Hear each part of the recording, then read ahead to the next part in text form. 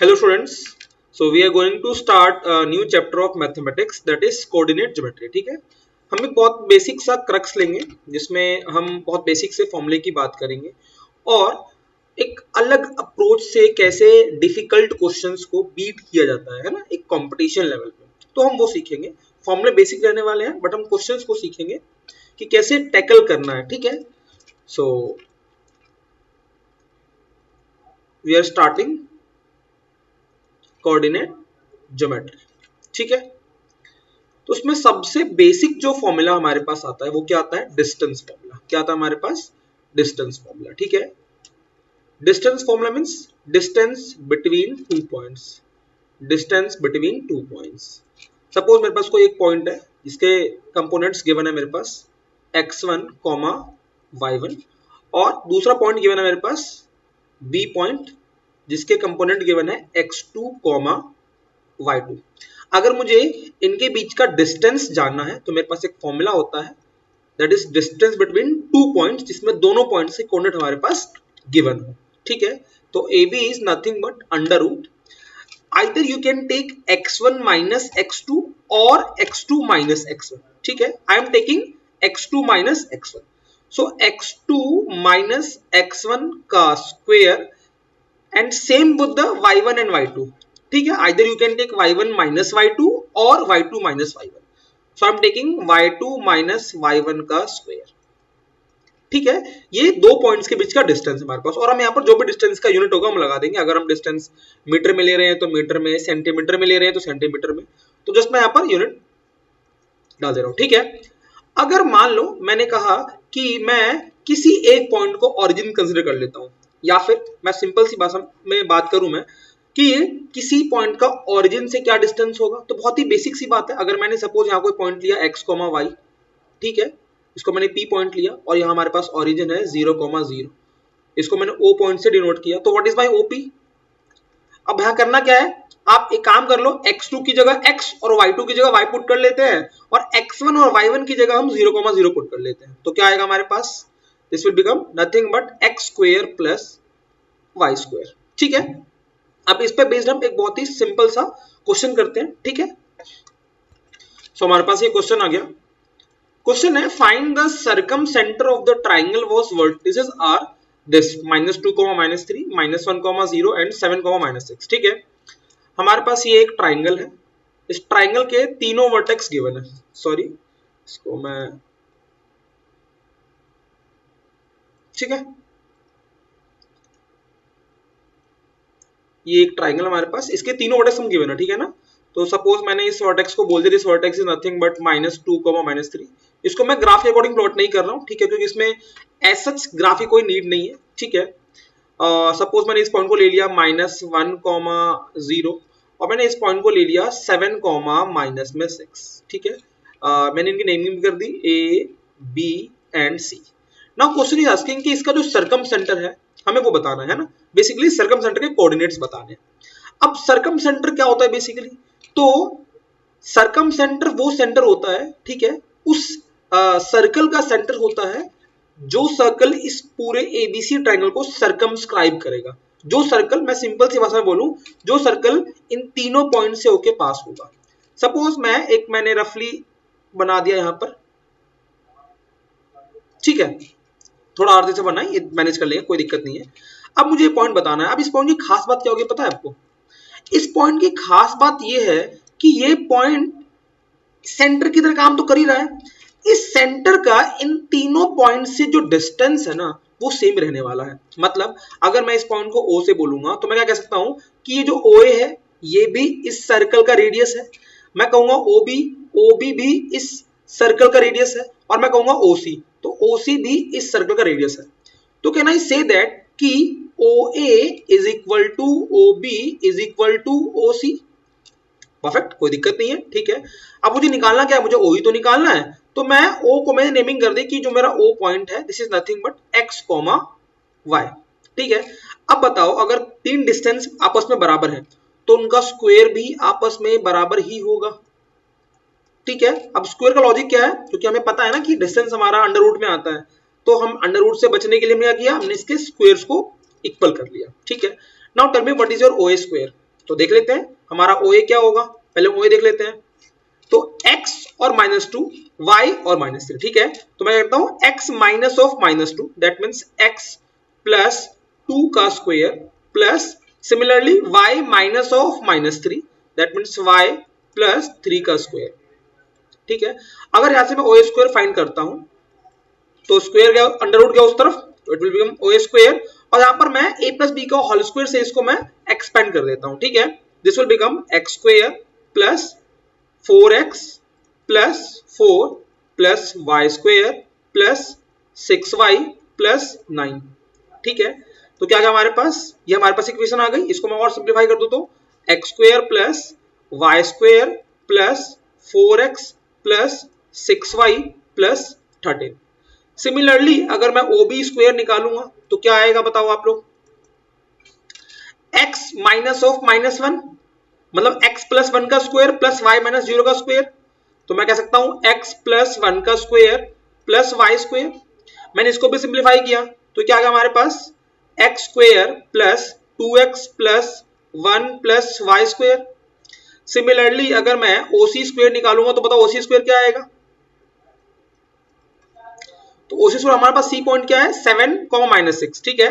तो it will become x minus of 7 का square, x minus 7 का square plus y minus of -6 का square, तो y प्लस 6 का स्क्वायर। मैं इसको भी अगर एक्सपेंड करता हूं तो it will become x square minus 7 टू जा 14x प्लस 7 का square 49 plus y square plus 12y plus 36, ठीक है फाइन। इसको थोड़ा मैंने और सिंप्लीफाई किया और इसको अरेंज किया तो x square plus y square minus 14x plus 12y plus इनका सम कितना आएगा 9 और 6 15 कैरी 1 85, क्लियर है। अब ये डिस्टेंस और ये डिस्टेंस तीनों आपस में बराबर है। मैं क्या करता हूं, पहले OA स्क्वायर को OB स्क्वायर के बराबर रख देता हूं, उसके बाद में फिर OB स्क्वायर को OC स्क्वायर के बराबर रख दूंगा, ठीक है। चलिए चलते हैं।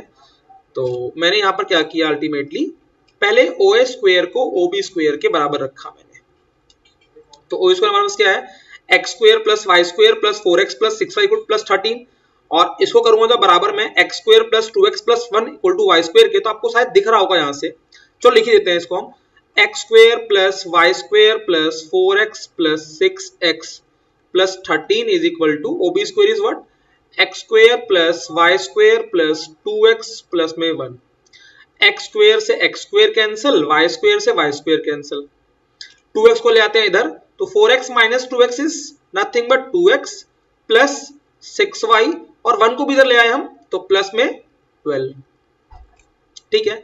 अब हमने 2 कॉमन निकाल लिया यहां पर, तो क्या आ गया हमारे पास, ये आ गया x plus 3y plus 6 equal to 0। इसको हम एक इक्वेशन की तरह ऐसे होल्ड कर लेते हैं, इक्वेशन 1 परफेक्ट। अब सिमिलरली अगर मैं OB स्क्वायर को OC स्क्वायर से कंपेयर करता हूं तो एक चीज तो आपको दिख रहा होगा कि x स्क्वायर वाले टर्म से x स्क्वायर कैंसिल हो जाएगा, y स्क्वायर वाले से y स्क्वायर कैंसिल हो जाएगा, तो मैं डायरेक्ट लिखता हूं, ठीक है ना। सिमिलरली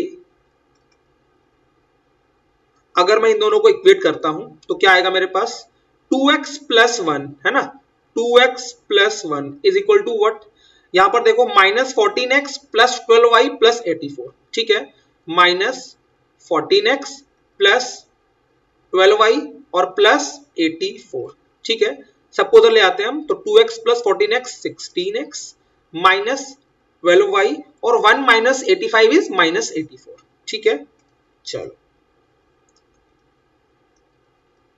इसको सिंप्लीफाई किया मैंने थोड़ा सा, तो 4 कॉमन निकाला यहां से, तो क्या आएगा हमारे पास, this will become 4x minus 3y minus 21 is equal to 0। ये आ गया मेरे पास दूसरा इक्वेशन। अब यहां पर मैं अगर इन दोनों इक्वेशंस को फोकस करूं तो मुझे ये दिख रहा है लीनियर इक्वेशन इन 2 वेरिएबल, जिसको हम बहुत इजी सॉल्व कर सकते हैं। और मुझे एक चीज और अच्छे से दिख रहा है, क्या दिख रहा है यहाँ पर कि 3y यहां भी है यहां भी है, साइन डिफरेंट है, तो क्या करें दोनों को ऐड कर देते हैं। तो अगर मैं इक्वेशन 1 और 2 को ऐड करता हूं, ठीक है, इक्वेशन 1 प्लस इक्वेशन 2, तो क्या आएगा मेरे पास, x plus 4x this is 5x, 3y से कैंसिल हो गया ये, प्लस 6 माइनस 21 क्या आएगा हमारे पास, ये -15 तो x क्या आ गया, x आ गया हमारे पास 3, x कंपोनेंट उस पॉइंट का 3 है। नाउ x की वैल्यू आप किसी भी एक में रख दो, मैं x की वैल्यू पहले क्वेश्चन में रख रहा हूं, तो दिस विल बिकम 3 + 3y + 6 = 0। तो क्या आ गया हमारे पास 3y, सही कर रहे हैं हम, ठीक है, हाँ 3y = 6 + 3 9, उधर गया तो माइनस का 9, तो y क्या आ गया हमारे पास -3, तो हमारे पास पॉइंट ये आ गया 3, -3, ठीक है 3, -3, ये पॉइंट हमारे पास क्या आ गया 3, -3, ठीक है। चलो next, moving to the next topic हमारे पास। So next we are doing one another formula, that is section formula, ठीक है। Now what is section formula? अगर हमारे पास मान लो कोई 2 पॉइंट गिवन है, ठीक है, सेक्शन फॉर्मूला, ठीक है, हमारे पास सपोज 2 पॉइंट्स गिवन है A एंड B, ठीक है, और हमें इसके कंपोनेंट मालूम है, मींस कोऑर्डिनेट्स मालूम है x1, y1 और x2, y2। इन दोनों के बीच में कोई एक ऐसा पॉइंट C है जो AB को एक पर्टिकुलर रेशियो में डिवाइड कर रहा है, ठीक है। लेट सपोज मैंने उस पॉइंट को C कह दिया, ठीक है, ये C पॉइंट इस AB को m/n में डिवाइड कर रहा है, दैट मीन्स कि AC अपॉन BC क्या है हमारे पास m/n, ठीक है, मतलब ये पार्ट अगर m है तो ये पार्ट हमारा n, ये गिवन है हमारे पास, ठीक है। नाउ अब क्वेश्चन क्या पूछ रहा है हमसे कि ये C पॉइंट कैसे फाइंड आउट करेंगे हम, ठीक है। लेट सपोज इसे मैं x, y बोलता हूं, ठीक है, तो इस पॉइंट को फाइंड करने के लिए हमारे पास एक फॉर्मूला है, दैट इज करना क्या है, हमें m को मल्टीप्लाई करना है b के कंपोनेंट से और n को मल्टीप्लाई करना है a के कंपोनेंट से, ठीक है। तो कैसे लिख रहा हूं मैं, m times x2 plus n times x1 upon m plus n, comma m times same with the y2 है ना, m y2 plus n y1 upon m plus n, ठीक है, इसे हम इंटरनल डिवीजन कहते हैं, ठीक है। इसमें हमारे पास एक स्पेशल केस भी होता है कि अगर C मिड पॉइंट हुआ AB का तो क्या होता है, if C is the midpoint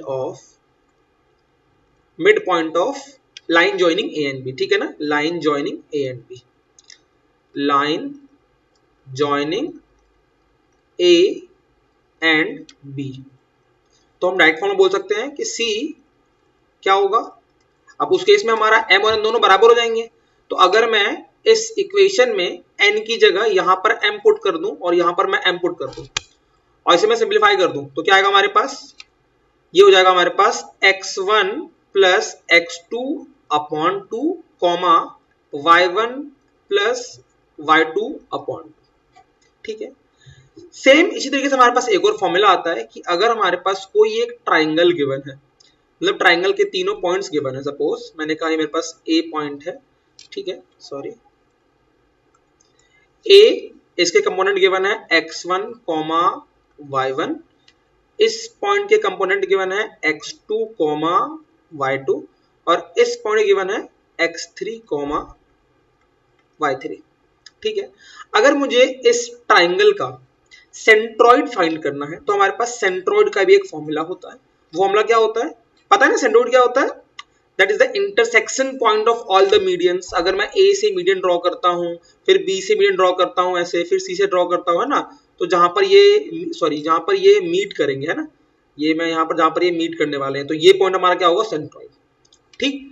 तो इसे मैं सपोज G से डिनोट करता हूं, तो सेंट्रॉइड का हमारे पास एक डायरेक्ट फॉर्मूला है, ठीक है, this is what, x1 plus x2 plus x3 upon 3 y1 plus y2 plus y3 upon में 3, ठीक है। अब इसी पे बेस्ड आपके पास एक क्वेश्चन देता हूं मैं, ठीक है। Now question is this, find the coordinates of the centroid of a triangle formed by the mid points of sides AB, BC and AC of a triangle ABC whose vertices are A 4, -2, B -2, 4 and C 5, 5, ठीक है। अब देखो question क्या क्या रहा है कि हमारे पास एक ट्राइंगल है, उस ट्राइंगल के तीनों वर्टिसेस गिवन है, सपोज हमारे पास A है 4, -2, ये B है हमारे पास -2, 4 और ये हमारे पास C है 5,5। अब क्वेश्चन क्या कह रहा है कि इन तीनों साइड्स के मिड पॉइंट्स को ज्वाइन करने से जो ट्राइंगल बनेगा, ये मान लेते हैं हमारे पास एक मिड पॉइंट है, ए बी का डी मान लिया हमने, इसे बीसी के मिड पॉइंट को हमने ई मान लिया और एसी के मिड पॉइंट को हमने एफ मान लिया। तो इन तीनों मिड पॉइंट से जो ट्राइंगल बन रहा है ना, ट्राइंगल डीईएफ, इस ट्राइंगल का हमें सेंट्रॉइड पता करना है। अब देखो, एक तरीका तो ये है कि आप पहले ए और बी की मदद से डी निकाल लो, क्योंकि डी तो मिड पॉइंट है ना ए बी का, तो डायरेक्टली कह सकते हो आप लोग कि 4 प्लस माइनस 2 अपॉन में 2 है ना, हमने अभी पढ़ा पीछे formula x1 plus x2 upon में 2, तो दोनों का एवरेज लेना है, तो 4 minus 2 2 upon 2 1 comma minus 2 plus 4 2 upon में 2, दिस इज अगेन 1।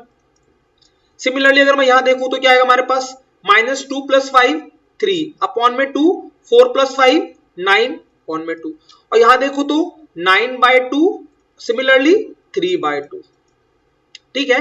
और फिर डी ई और एफ की मदद से मैं डीईएफ ट्राइंगल का सेंट्रॉइड निकालूं। पता है ना फॉर्मूला क्या है, दिस प्लस दिस अपॉन में 3, ठीक है। सर क्या ऐसा कोई और शॉर्टकट तरीका हो सकता है? हाँ हो सकता है, अगर मुझे वो चीज पता होगी, अगर वो मुझे कॉन्सेप्चुअल चीज पता होगी तो। वो क्या है? वो ये है कि जो एबीसी ट्राइंगल का सेंट्रॉइड होगा जिस पॉइंट पर, मान लो सपोज वो पॉइंट यहां है, जो एबीसी ट्राइंगल का सेंट्रॉइड होगा वही सेंट्रॉइड डीईएफ ट्राइंगल का भी होगा। मतलब अगर मैंने इन ट्राइंगल के मिड पॉइंट को ज्वाइन करने से जो ट्राइंगल बनाया है, तो दोनों ट्राइंगल का जो सेंट्रॉइड है वो क्या करेगा, कोइंसाइड करेगा। मतलब मैं अगर ये मिड पॉइंट्स ना भी निकालूं तो मैं एबीसी का अगर सेंट्रॉइड निकाल देता हूं तो वही सेंट्रॉइड डीईएफ के लिए भी होगा, ठीक है। तो यहां पर ये चीज लिख लेते हैं कि सेंट्रॉइड ऑफ एबीसी है ना, coordinates of centroid of ABC, coordinates of centroid of ABC is coordinates of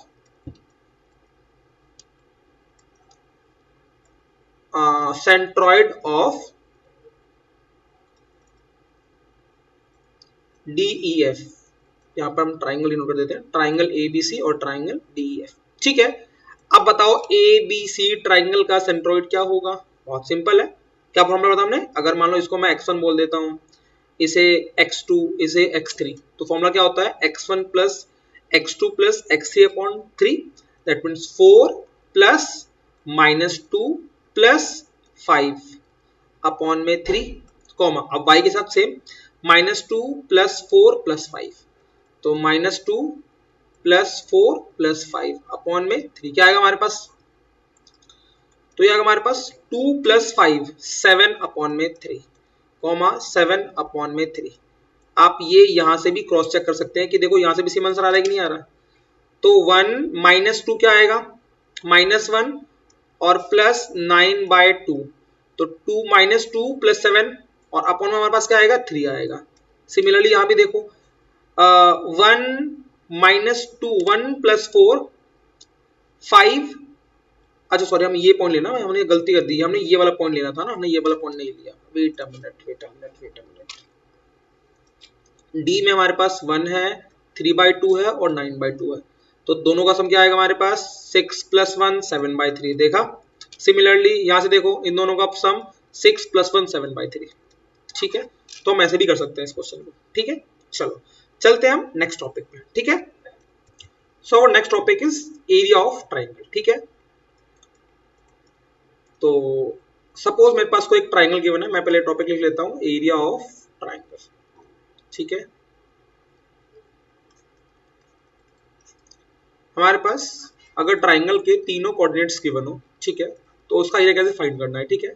और आपको एक चीज और बताऊंगा मैं, नई चीज, कि अगर मान लो मेरे पास कोई भी पॉलीगॉन गिवन है जिसके n वर्टिसेस गिवन है, तो उसका भी एरिया फाइंड आउट किया जा सकता है। पहले ट्राइंगल का देखते हैं, फिर देखेंगे पॉलीगॉन का, ठीक है, with the same procedure. Suppose मैंने कह दिया इस पॉइंट को x1, y1, ठीक है, this point is x2, y2 and this point is x3, y3, ठीक है। आपको याद भी नहीं करना, आपको एक नॉर्मल ट्रिक याद रखना है। वो क्या रखना है, आप तीनों पॉइंट्स को लिख लो पहले, है ना। x1 y1 लिख लिया, x2 y2 ये भी लिख लिया, x3 y3 ये भी लिख लिया। अब क्या करना है आपको, बस दोबारा से आपको ये वाला पॉइंट जहां से आपने शुरू किया था, आप वो बस आपको एक बार रिपीट करना है, that is x1 y1। Sir इसके बाद क्या करें, इसके बाद आप क्रॉस करो, क्रॉस जानते हो ना, सिंपल क्रॉस। इसका पहले इन दोनों के साथ, पहले हमने शुरू के दो पेयर लिए, ठीक है, उसके बाद अगले दो पेयर, मतलब इसका क्रॉस इसके साथ, इसका क्रॉस इसके साथ, फिर अगले दो पेयर लिए, इसका क्रॉस इसके साथ, इसका क्रॉस इसके साथ। तो मैंने पहला पेयर लिया था उसमें क्या करना है, देखो ध्यान से, जब मैंने क्रॉस किया तो x1 मल्टीप्लाई हुआ किससे, y2 से, तो इसका एरिया कैसे लिखेंगे हम, इसका एरिया लिखेंगे x1 y2 minus x2 y1। देखो पहले ये वाला मल्टीप्लीकेशन माइनस ये वाला मल्टीप्लीकेशन, तो x1 y2 minus x2 y1 plus, अब सिमिलरली देखो दूसरा पेयर, तो x2 y3 minus x3 y2, ठीक है, x2 y3 minus x3 y2। Similarly अब ये वाला pair x3 y1 minus x1 y3, ठीक है, x3 y1 minus x1 y3, ठीक है, इस पे मॉडुलस और अपॉन 1/2, ठीक है। This is your area of triangle ABC, ठीक है। अब ये ही काम किसी भी पॉलीगन के लिए हम कर सकते हैं। सपोज मेरे पास कोई एक पॉलीगन गिवन है ना, जिसके n वर्टेक्स गिवन है।